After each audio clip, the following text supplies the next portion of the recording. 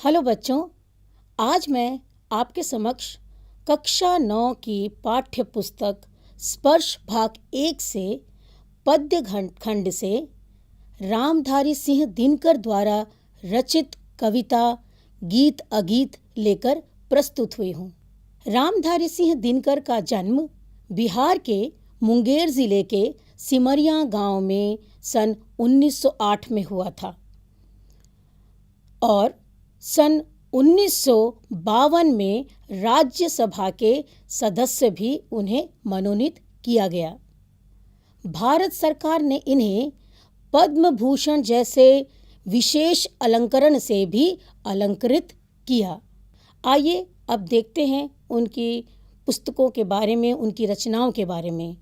दिनकर जी को संस्कृत के 4 अध्याय पुस्तक पर साहित्य अकादमी पुरस्कार से भी सम्मानित किया गया और तो और अपनी काव्य कृति उर्वशी के लिए उन्हें ज्ञानपीठ पुरस्कार से भी सम्मानित किया गया।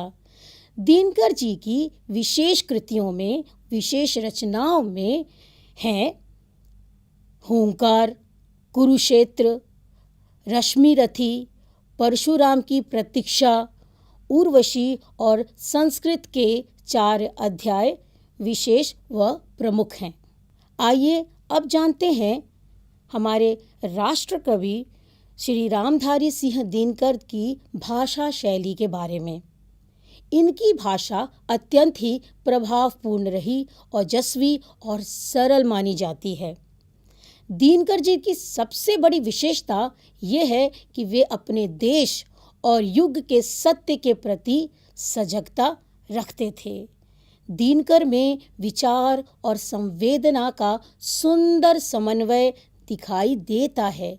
इनकी कुछ कृतियों में प्रेम और सौंदर्य का भी बखूबी चित्रण किया गया है।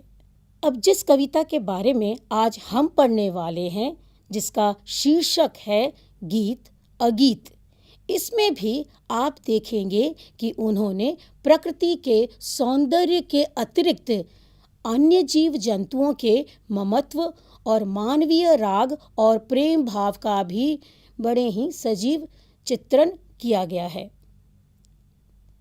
तो चलिए अब बढ़ते हैं अपनी कविता की ओर, जिसका शीर्षक है गीत अगीत।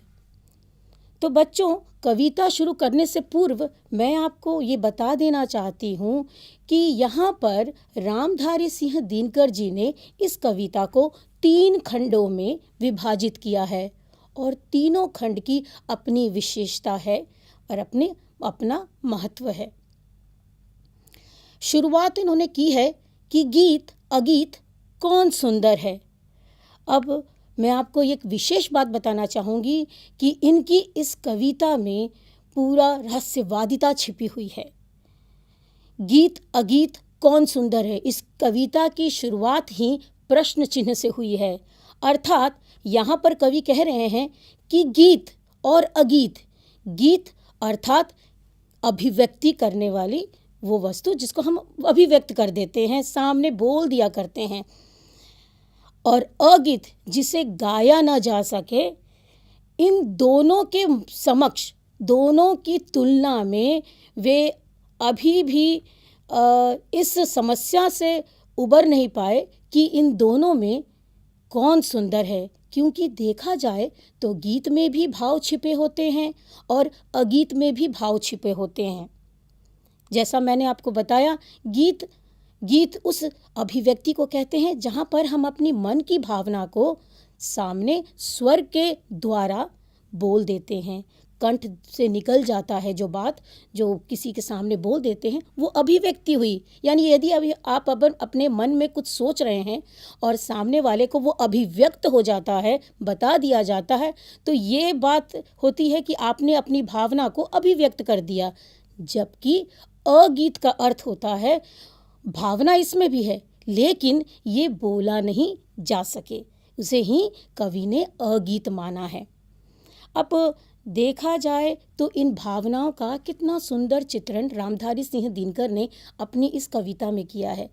उन्होंने ये बताया है कि जिस प्रकार से दोनों में, गीत अगीत दोनों में भावनाएं छिपे होती हैं, इसे मैं आपके समक्ष एक उदाहरण द्वारा प्रस्तुत करना चाहूँगी। अब मान लीजिए कि आपके कोई परिचित कहीं दूर यात्रा पर जा रहे हैं और आप उनको जब छोड़ने जाते हैं, जब उन्हें अलविदा कहने जाते हैं, तो आप कई चीज़ें कहते हैं कि अलविदा, हम तुम्हें याद रखेंगे, आपकी बहुत याद आएगी। इस तरह की बातें आप बोल करके अभिव्यक्त कर देते हैं। पर वो स्थिति जहाँ पर कुछ बोला ना जाए, मन के भाव मन में ही रह जाएं, वह स्थिति, यहाँ भावनाएं आप देखेंगे दोनों में है। अर्थात एक स्थिति है जहाँ बोल दिया गया है और एक स्थिति जहाँ उसने अपनी भावना को प्रस्तुत ही नहीं किया, वो स्थिति कहलाती है अगीत। तो यहाँ पर रामधारी सिंह दिनकर जी ने कहा है कि वो अभी तक इस बात का निर्णय नहीं कर पाए हैं कि गीत सुंदर है या अगीत सुंदर है। इसीलिए उन्होंने इस कविता की रचना ही एक प्रश्न चिन्ह से शुरू की है। इसीलिए मैंने कहा कि यह रहस्य से भरी हुई कविता है। तो चलिए अब शुरुआत करते हैं इसके पहले छंद की। तो पहले छंद में रामधारी सिंह दिनकर ने लिखा है, गाकर गीत विरह के तटनी वेगवती बहती जाती है, दिल हल्का कर लेने को उपलों से कुछ कहती जाती है। यहाँ पर रामधारी सिंह दिनकर जी ने कितना सुंदर मानवीय अलंकार का उदाहरण प्रस्तुत किया है। यहाँ पर वे नदी की वेदना के बारे में कह रहे हैं। यहाँ पर कहा जा रहा है कि गाकर गीत विरह की तटनी, यानी विरह यानी वेदना, बिछड़ना, तटनी यानी कि नदी, वेगवती बहती जाती है, यानी पूरी तेजी के साथ, पूरे उफान के साथ नदी अपने विरह के गीत गाते हुए, उसे किस बात का आखिर दुख है? जी हाँ, क्योंकि आप सब जानते हैं कि नदी की अंतिम मंजिल होती है सागर। तो वो सागर से विरह में वह अपनी वेदना कहती हुई मिलने जा रही है, और जो कलकल की ध्वनि, झरझर की ध्वनि हम सुनते हैं, वो उसके द्वारा ही अपनी वेदना को अभिव्यक्त करते हुए बह रही है। दिल हल्का कर लेने को उपलों से कुछ कहती जाती है। अब नदी यहाँ पर अपनी वेदना किससे बता रही है? जी हाँ, ये अपनी वेदना अर्थात अपनी पीड़ा, अपना दुख उपलों यानी किनारों से बताती जा रही है, बताती हुई आगे बढ़ती जा रही है। और वो किससे बताएगी? वो अपने किनारों से बातें करते हुए आगे बढ़ती जाती है। आगे इसी छंद में ये लिखा गया है कि तट पर एक गुलाब सोचता, देते स्वर यदि मुझे विधाता, अपने पतझर के सपनों का मैं भी जग को गीत सुनाता। गा का कर बह रही निर्झरी, पाटल मूक खड़ा तट पर है, गीत अगीत कौन सुंदर है। तो यहाँ पर जिस प्रकार से नदी अपनी वेदनाओं को अभिव्यक्त करती हुई यानी गीत गाती हुई निरंतर आगे बढ़ती रहती है, वह अपनी वेदना बांटते हुए चलती है। किससे बांटती है? वो उपलों से बांटती है, अर्थात किनारों से अपना दुख दर्द बांटती है, जिससे कि उसका दर्द थोड़ा कम हो सके। क्योंकि जब भी हम अपने दुख दर्द को किसी दूसरे के साथ अभिव्यक्त करते हैं या बताते हैं, तो हमारा दिल, हमारा जी अपने आप ही हल्का हो जाता है। अब वहीं उसी नदी के तट पर ये बताया गया है कि किस प्रकार से एक गुलाब का पौधा वो क्या सोच रहा है। देखिए यहाँ कितनी सुंदर पंक्तियाँ रचित हैं श्री दिनकर द्वारा कि तट पर एक गुलाब सोचता, देते स्वर यदि मुझे विधाता। यहाँ पर तट पर यानी किनारे पर, नदी के ठीक किनारे पर एक गुलाब का जो पौधा है, वह मन ही मन क्या सोच रहा है? वो सोच रहा है कि यदि ईश्वर ने उसे भी स्वर दिया होता। हम स्वर की महत्ता को भूल जाते हैं। हमको ऐसा लगता है कि ये तो भगवान की देन है, हमारे पास है। पर ये चीज़ उनसे पूछिए जो अपनी भावों को अभिव्यक्त नहीं कर पाते हैं। ठीक उसी स्थिति की तुलना दिनकर जी ने यहाँ गुलाब के साथ की है कि देते अगर मुझे देते स्वर यदि मुझे विधाता, अर्थात गुलाब वहाँ किनारे पर खड़ा सोच रहा है कि यदि ईश्वर ने मुझे भी स्वर दिया होता, आवाज़ दी होती, तो मैं भी अपने पतझड़ के सपनों का जग को गीत सुनाता। अर्थात मेरे साथ जो पतझड़ के समय जो पीड़ा मुझे होती है, मुझे अर्थात गुलाब को जो होती है, तो वो भी अभिव्यक्त कर सकता था अपनी पीड़ा को। तो यहाँ पर ये बताया गया है कि कैसे एक नदी बहती है अपने स्वर के द्वारा, कल कर झलझल इस तरह की जो ध्वनि होती है, पानी बहने का भी एक स्वर होता है, एक गुंजन होती है, एक आवाज़ होती है। तो उस आवाज़ के द्वारा ये बताया गया है कि नदी अपनी पीड़ा व्यक्त कर रही है, लेकिन वहीं पर जो पाटल मूक खड़ा है, पाटल अर्थात गुलाब, तो यहाँ पर मूक अर्थात चुपचाप, खामोशी से मौन धारण करके वह किनारे क्या सोच रहा है? वो सोच रहा है कि मेरे अंदर भी तो कितनी वेदनाएं छिपी हुई हैं, लेकिन फ़र्क सिर्फ इतना है कि नदी ने वह व्यक्त कर दिया और मैं अपनी पीड़ा को नहीं व्यक्त कर सका। तो अंत में कवि ने ये कहा है कि बताइए, ये हमारे ऊपर छोड़ा है कि बताइए आखिर गीत अगीत कौन सुंदर है। अब हम बढ़ेंगे इसके भावार्थ की ओर। यहाँ पर कवि पूछता है कि गीत और अगीत दोनों में से कौन सा अधिक अच्छा है? गीत जिसे लोगों ने सुना और अगीत जो मन में ही दबकर रह गया, अर्थात जिसे बोला ना जा सका, गाया ना जा सका। आगे की पंक्तियों में उसका भाव बताते हुए कवि कहते हैं कि नदी अपने विरह के गीत गाती हुई तेज गति से बहती जाती है। नदी को चिरकाल से ही सागर से वो नहीं मिल पाई, तो इसका दुख तो उसके मन में है ही। तो जब वो सागर से मिलने जाती है, उसकी ओर निरंतर अग्रसर होती जाती है, तो वो जो वेदना है, वो जो पीड़ा है, वो कलकल और झरझर की ध्वनि में गाती हुई आगे बढ़ रही है। और अपने विरह के दुख को वह किनारों से किस लिए बताती है?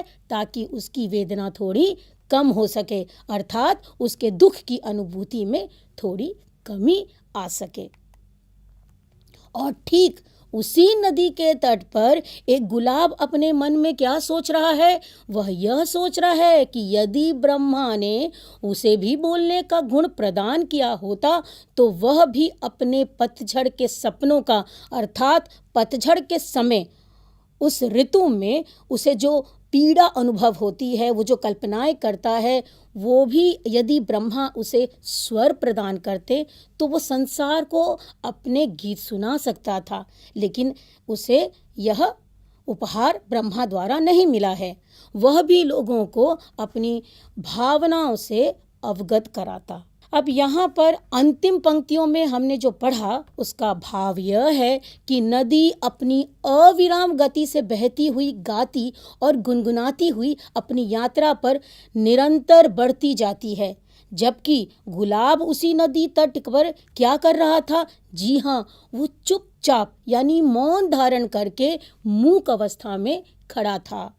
वह अपनी वेदना को, अपनी भावों को किसी से भी बांट नहीं सकता था, क्योंकि विधाता ने उसे वह ध्वनि ही प्रदान नहीं की है। अब यहाँ पर अंत में उन्होंने फिर से यही बात कही कि गीत अगीत कौन सुंदर है, अर्थात कवि की दुविधा यहाँ पर बनी हुई है कि नदी का यह सस्वर गाया गीत अधिक सुंदर है या फिर गुलाब का वह गीत जिसे गाया नहीं जा सका वह अधिक सुंदर है। चलिए अब बढ़ते हैं हम दूसरे पंक्ति की ओर। अब हम दूसरे काव्य पंक्तियों को मैं पढ़ने जा रही हूँ। इस काव्य पंक्तियों में दिनकर जी ने न केवल मानव का अपितु जीव जगत जो जंतु परिवार है, जो जीव जंतु परिवार है, उसके बारे में यहाँ पर हमें चित्रित किया है, हमें चित्रण करके उसके बारे में अवगत कराया है। चलिए शुरू करते हैं अब दूसरी पंक्ति। बैठा शूख उस घनी डाल पर, जो खोते पर छाया देती, पंख फूला नीचे खोते में, शूकी बैठी अंडे है सेती।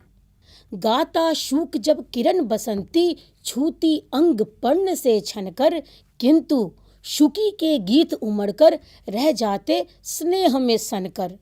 गूंज रहा शुक का स्वर वन में, फूला मग्न शुकी का पर है, गीत अगीत कौन सुंदर है। कितनी सुंदर रचना इन पंक्तियों में कवि रामधारी सिंह दिनकर जी ने पशु पक्षियों से भी उनकी भावनाओं को इन पंक्तियों के द्वारा अभिव्यक्त किया है। देखिए कितना सुंदर चित्रण है। उन्होंने कहा है कि बैठा शूक उस घनी डाल पर, यानी कि वन में किसी घनी डाल पर, किसी ऊंचे से वृक्ष पर एक शूक एक संस्कृत शब्द है। इसका अर्थ होता है तोता। तो जो तोता है वह एक घनी से वृक्ष पर ऊपर कहीं बैठा हुआ है, जो खोते पर छाया देती, और वो जो घनी डाल है वो क्या कर रही है, वो छाया प्रदान कर रही है। वो किसे छाया प्रदान कर रही है? पंख फुला नीचे खोते में, शुकी बैठे अंडे है सेती। अर्थात वहीं पर उसी वृक्ष की घनी छाया में नीचे की डाली पर जो उसका घोंसला है, जो उसका जो यहाँ जो खोते शब्द प्रयोग किया गया है उसका अर्थ होता है घोंसला। तो नीचे जो उसका घोंसला बना है उसमें जो शुकी है यानी जो तोती है वो क्या कर रही है, वो अपने अंडों को से रही है। आपने ज़रूर देखा होगा जब पक्षी अंडे सेते हैं, ज़्यादातर सामान्यतः रूप में आपने मुर्गियों को या कबूतरी को, इन सब पक्षियों को अंडे सेते हुए देखा होगा। तो आपने ये पाया होगा कि ये पक्षी जब सेते हैं तो क्या करते हैं, वो अपने बच्चों को यानी अंडों को गर्मी प्रदान करते हैं, और उस समय उनकी अवस्था एकदम मौन होती है, एकदम चुपचाप रहते हैं। वो ज़्यादा चहल पहल नहीं करते, कूदते नहीं हैं, वो शांत मुद्रा में एक जगह स्थिर भाव से बैठे रहते हैं। तो यहाँ पर कवि ने कहा है कि बैठा शुक उस घनी डाल पर, जो खोते पर छाया देती, पंख फुला नीचे खोते में, शुकी बैठी अंडे है सेती। और आगे पंक्तियों में लिखा है कि गाता शुक जब किरण बसंती, अर्थात जब वन में शुक खुशी से जब गीत गाता है, किरण बसंती के जब गीत गाता है, जब सूर्य की किरणें जब आती हैं उसके पंखों पे पड़ती हैं तो वो खुशी में जो गीत गाता है, छूती अंग पर्ण से छनकर, यानी कि पर्ण यानी पत्ता, यानी कि जो सूर्य की किरणें हैं वो पत्तों से छनकर जब शूक पर पड़ रही हैं तो वह खुश हो जाता है, रोमांचित हो जाता है, और अपनी खुशी को अभिव्यक्त करने के लिए वो गीत का सहारा लेता है और गाता है। किंतु अब यहाँ पर फिर से वो शब्द आ गया है किंतु शुकी के गीत उमड़कर रह जाते हैं स्नेह में सनकर। अब देखिए यहाँ पर तोते को बहुत खुशी है उसके बच्चों के आने की, खुशी शुकी को भी है। शुकी को भी अपने जिस अंडों को वो से रही है उसकी जो ममता है, यहाँ पर पशु पक्षियों के बीच में कवि ने ममत्व का भाव चित्रण करने की चेष्टा की है। तो यहाँ पर ये बताया गया है कि खुश अगर तोता है तो खुश तोती भी है, लेकिन यहाँ पर फर्क सिर्फ इतना है कि शुकी के जो गीत हैं, जो खुशी की जो अभिव्यक्ति है, जो खुशी से हम लोग हुर्रे ये सब चिल्लाते हैं या गीत गाते हैं, अपनी भावनाओं को व्यक्त करते हैं, खुश यहाँ पर शुकी भी है, लेकिन उसकी जो आवाज़ है वो भीतर ही दबकर रह जाती है, यानी प्रसन्नता उसे भी है और प्रसन्नता तोते को भी है। लेकिन तोते का क्या है कि उसने गा करके बता दिया, उसने अभिव्यक्त कर दी अपनी भावनाओं को। वहीं पर देखा गया कि तोती अर्थात शुकी वह अंडों को संभाल कर से रही है, रोमांचित वो भी है, प्रसन्न वो भी है, लेकिन शांत मुद्रा में बैठी है। अब आगे की पंक्तियों में दिनकर जी हमें बता रहे हैं, गूंज रहा शुक का स्वर वन में। जैसा कि मैंने आपको बताया, खुशी से तोता जंगल में गीत गा रहा है खुशी के, लेकिन फुला मग्न शुकी का पर है, और यहाँ शुकी जो है वो भी प्रसन्न है, वो भी रोमांचित है, लेकिन वो कुछ वो आवाज़ नहीं कर रही, चहलकदमी नहीं कर रही। अब यहाँ पर दिनकर जी का प्रश्न ये है कि बताइए गीत अगीत कौन सुंदर है। यहाँ पर भी वह निर्णय नहीं कर पा रहे हैं कि आखिर तोते द्वारा गाया गया गीत सुंदर है या तोती द्वारा जो मन में भावनाएं उसकी दब के रह गई हैं, जो अगीत के रूप में हम पढ़ रहे हैं, वो सुंदर है। चलिए बच्चों, अब हम चलते हैं भावार्थ की ओर। तो यहाँ कवि दिनकर प्रकृति के साथ साथ जीव जंतुओं में भी ममत्व रखते हैं। उन्हें शुक और शुकी के कार्यकलापों में भी गीत सुनाई देता है। कवि कहता है कि तोता वृक्ष की उस घनी डाल पर बैठा है जो उसके घोंसले को धूप से बचा रही है, यानी कि छाया प्रदान कर रही है। उसी डाल के नीचे घोंसले में जब मादा तोता यानी शुकी जब अपने पंखों को फुलाए हुए अंडों पर बैठी है, तो पंख जो फुलाकर वह क्या कर रही है, उन अंडों को गर्मी प्रदान कर रही है, जिससे कि अंडों से बच्चे निकल सके। वसंत ऋतु के सूर्य की अच्छी लगने वाली वे किरणें जो पेड़ों के पत्तियों से छन करके आ रही हैं, उनका स्पर्श जब तोते के शरीर पर पड़ता है तो तोता क्या करता है? जी हाँ, तोता अपनी खुशी को जाहिर करता है, वह गीत गाता है। लेकिन वहीं पर जो हमारी मादा तोता है वो अंडे से रही है, और मादा तोता के जो गीत हैं वो उसके हृदय में ही उमड़ते रहते हैं, और प्रेम से सने हुए वे गीत उसके अंदर ही उमड़कर रह जाते हैं, अर्थात वह अपनी खुशी जाहिर नहीं कर पाती। तो सारे जंगल में, अंतिम पंक्तियों के भावार्थ हैं कि सारे जंगल में तोते के मधुर स्वर में गाया गीत जब गूंज रहा है, और वहीं शुकी के प्रेम में सने हुए जो गीत हैं वो कहाँ रह जाते हैं? उसके मन में ही रह जाते हैं। उसका शरीर भी रोमांचित हो रहा है, वो भी मग्न है, वो भी अपने पंखों को फुला करके रोमांचित होकर के आराम से बैठी है। तो यहाँ पर अंत में कवि की ये दुविधा है कि शुकी का वह गीत जो गाया नहीं जा सका वो सुंदर है, या फिर तोते द्वारा जो सस्वर गाया गीत है वह सुंदर है। अब आगे बढ़ते हैं हम तीसरी काव्य पंक्तियों की ओर। अब यहाँ पर इस काव्य पंक्तियों में ये बताया गया है कि दो प्रेमी हैं यहाँ एक जब बड़े सांझ आला गाता है, पहला स्वर उसकी राधा को घर से यहाँ खींच लाता है। चोरी चोरी खड़ी नीम की छाया में छुपकर सुनती है, हुई ना क्यों मैं कड़ी गीत की विधना यों मन में गुनती है। वह गाता पर किसी वेग से फूल रहा इसका अंतर है, गीत अगीत कौन सुंदर है। कितनी सुंदर यहाँ पर पंक्तियों की रचना कवि ने की है। यहाँ पर उन्होंने बताया है कि चिरकाल में यानी पुराने ज़माने में क्या होता था कि जब भी कोई प्रेमी अपनी प्रेमिका को बुलाना चाहता था तो वह क्या करता था, वह आल्हा गाता था। आल्हा अर्थात ये एक लोक काव्य का नाम है, ठीक है। तो जब उसकी आवाज़ उसकी प्रेमिका अर्थात जब उसकी राधा सुन लेती थी तो उसी आवाज़ को सुन करके वह अपने घर से उसी स्वर के पीछे पीछे वो वहाँ पर पहुँच जाती थी। लेकिन यहाँ पर देखिए कितना सुंदर शर्माने का चित्रण यहाँ पर दिनकर जी ने कहा है कि अपने प्रेमी की आवाज़ सुनकर वह पहुँच तो जाती है, लेकिन चोरी चोरी खड़ी नीम की छाया में छुपकर सुनती है, अर्थात वह उसके समक्ष नहीं जाती है, वह उसके स्वर को वहीं पर उसी जंगल में, वन में, नीम के वृक्ष के पास उसके पीछे खड़ी होकर के सुनती रहती है। और मन ही मन में क्या सोचती है? वह सोचती है, हुई क्यों ना मैं कड़ी गीत की विधना यों मन में गुनती है। उसे लगता है कि उसके प्रेमी द्वारा गाए हुए गीत की मैं आखिर कड़ी क्यों नहीं बन गई, विधाता ने मुझे क्यों नहीं उस गीत की कड़ी बनाया।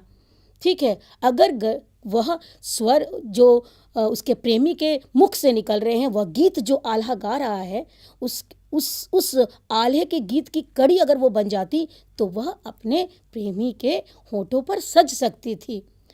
अब आगे लिखा है, वह गाता पर किसी वेग से फूल रहा इसका अंतर है। यहाँ पर गीत यानी आल्हा किसके द्वारा गाया जा रहा है? प्रेमी के द्वारा। लेकिन उस आवाज़ को, उस स्वर को सुनकर कौन रोमांचित हो रहा है, कौन खुश हो रहा है? उसकी प्रेमिका। अंतर अर्थात यहाँ अंतिम पंक्ति में लिखा गया है, फूल रहा इसका अंतर है। अंतर का अर्थ होता है हृदय। और कड़ी, मैंने आपको बताया, ये वे छंद होते हैं जो गीत को आपस में जोड़ते हैं। विधना अर्थात भाग्य या विधाता, और गुणती, गुणती का अर्थ है विचार करना, वेग गति, यानी मन ही मन में चीज़ों को भांपना, सोचना। तो आगे देखते हैं हम इन काव्य पंक्तियों का भावार्थ।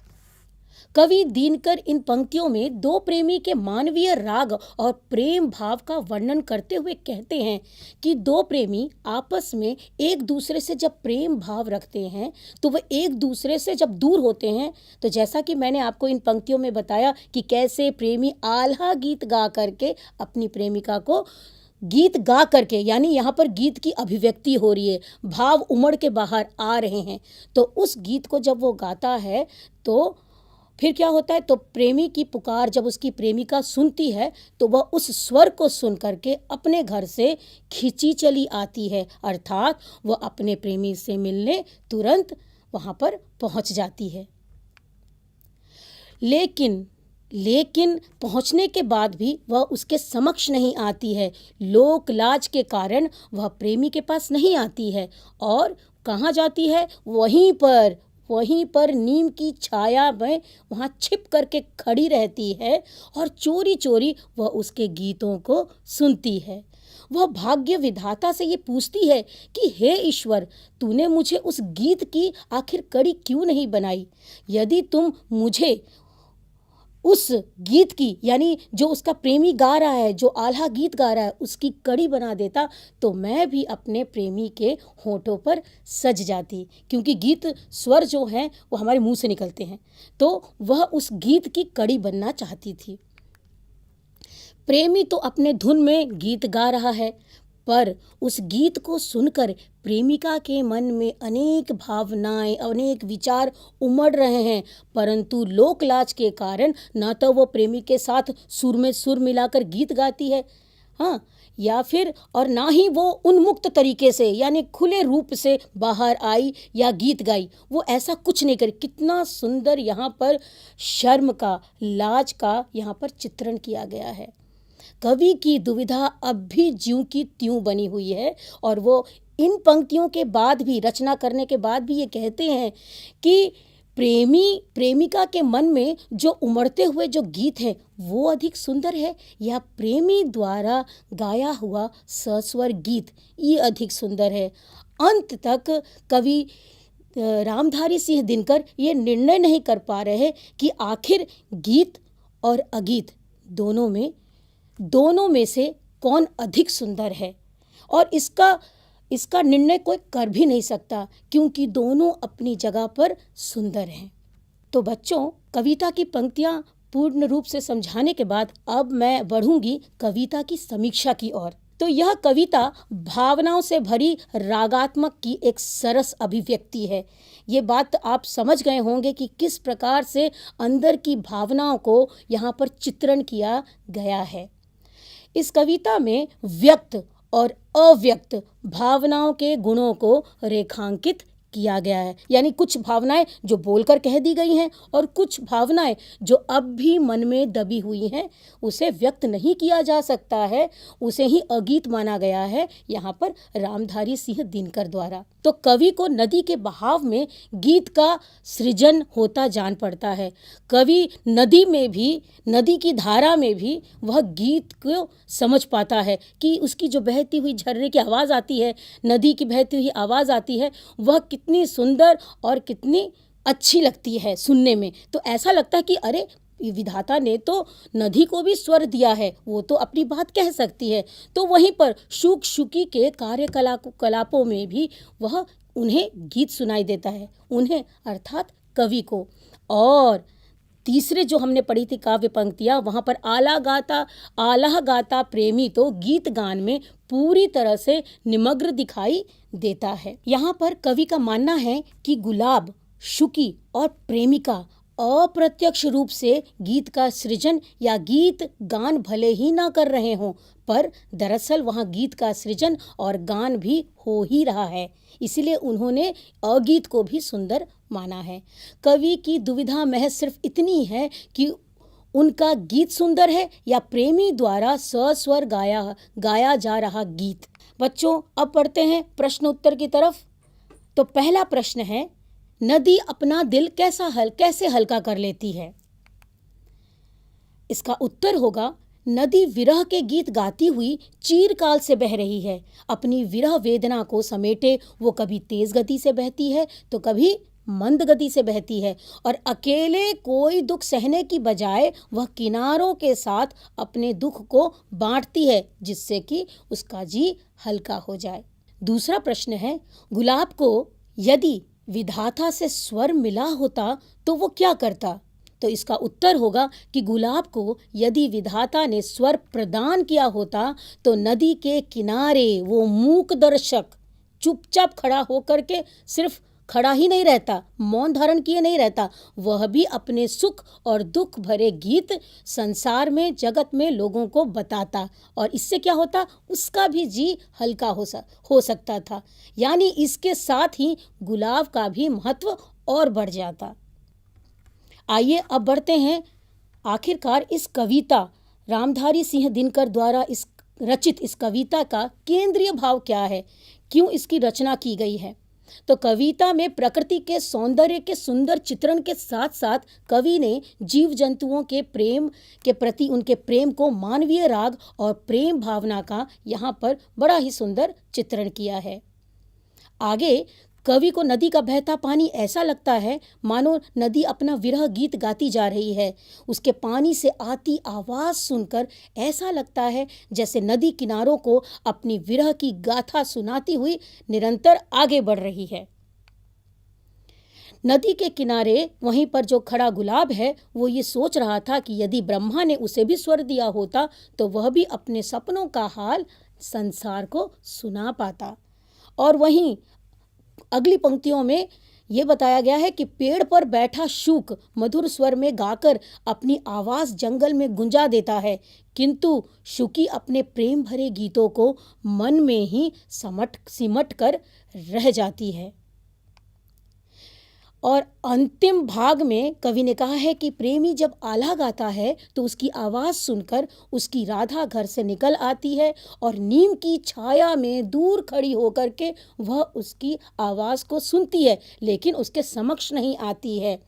तो और ये मन ही मन में राधा गुनगुनाती है कि आखिर विधाता ने उसे इस गीत की, प्रेमी द्वारा गाए हुए गीत की कड़ी क्यों नहीं बनाया। इस प्रकार से ये पूरी कविता में प्रकृति के सौंदर्य, मानवीय राग और उसका सजीव वर्णन किया गया है। तो बच्चों, अब तक हमने जो भी इस पाठ के बारे में पढ़ा, इसकी एक पुनरावृत्ति कर लें। अब तक हमने इसके भाव पढ़े, इसका भावार्थ जाना और शब्द अर्थ पढ़े, प्रश्न उत्तर पढ़े, इसके केंद्रीय भाव को भी जाना है। तो उम्मीद करती हूँ कि आपको यह कविता समझ में आई होगी, और हो सके तो आप इस कविता का जो आपको इस कविता के जो 3 खंड हैं, इसमें सबसे सुंदर रचनाएं कौन सी लिखी, हमें लिख के ज़रूर पूछिएगा या बताइएगा। इसी के साथ मैं आज समाप्त करती हूँ। धन्यवाद।